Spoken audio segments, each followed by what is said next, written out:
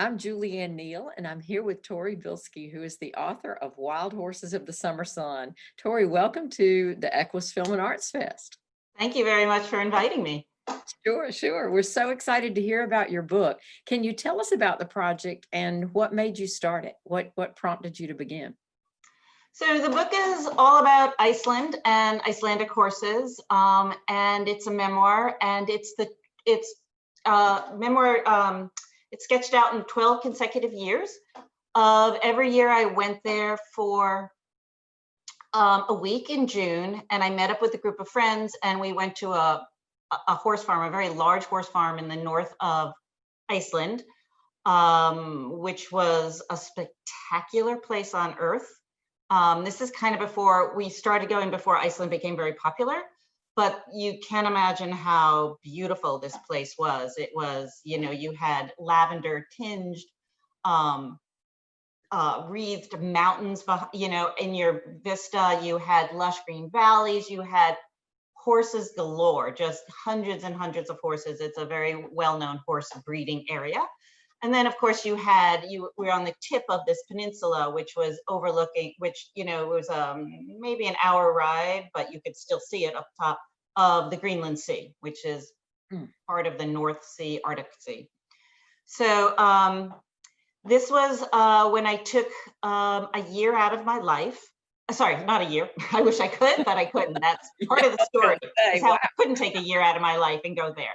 But I could take a week out of my life with a group of women and ride horses and kind of live this dream, this childhood dream I've had of being a cowgirl. I mean, I live in the suburbs. I have a very, I like to call it an ordinary life, where I can go to the stables and ride, school horses and even lease a horse, and, you ride in a circle and you learn walk, trot, canter, and, occasionally you do the horse shows. But this really sort of opened up this childhood dream of mine of just riding wild outside, with, very little confinement, if any. And Iceland is like that. I mean, where we were, there weren't roads, there were sheep trails. So this was something I did once a year in June, when there was 24 hours of sunlight almost in Iceland, and you could spend a long time outside with horses, riding, trekking in the fields, in the pastures with them. And so my impetus for writing this book was, I'm a huge fan of travel memoirs and women adventure stories. But I did notice that in all of these adventure stories, it's got a rather young woman who can take a year off her life. She can travel the world. She can eat, pray, love all over the place, and she can trek to places. And when you get into your 40s, you're middle-aged, and you tend to have, not always, but you tend to have more responsibilities. You have a family you have to take care of. I had my aging parents, which is in there, which I started, having to take care of, and you have a job, you can't leave your job, you're employed, and you're grateful for all this life and to be gainfully employed and to be able to pay your mortgage, but it's not something you can just drop and go away for a year. So this was a story for women who did that and could do that, and that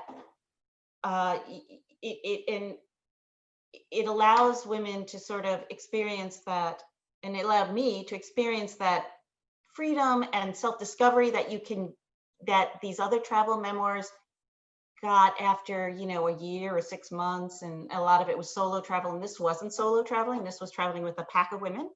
Right. With herd of horses, a pack of women, and it there are a lot of overlaps, and how horses socialize and how women socialize, I sometimes think. That's exciting. So I was going to ask, I mean, I know with COVID and all of this situation, you didn't get to do it this year, but obviously this has been a rewarding time for you. Do you think you'll return for the next summer? Yes. So the end of the book tells the reader why I can't return to the same place and with the same group of women. But I will go back and keep going back, and it won't be the same. You know, it's that Right. idea you can't step in the same river twice. Right. It'll be different each time. But it's that yearning really to just be out on the trail all the time. Mm. Sure. It's we had a certain level of comfort in that we went back to a guest house, a very comfortable guest house, and you know, basically, it was food galore. You know, it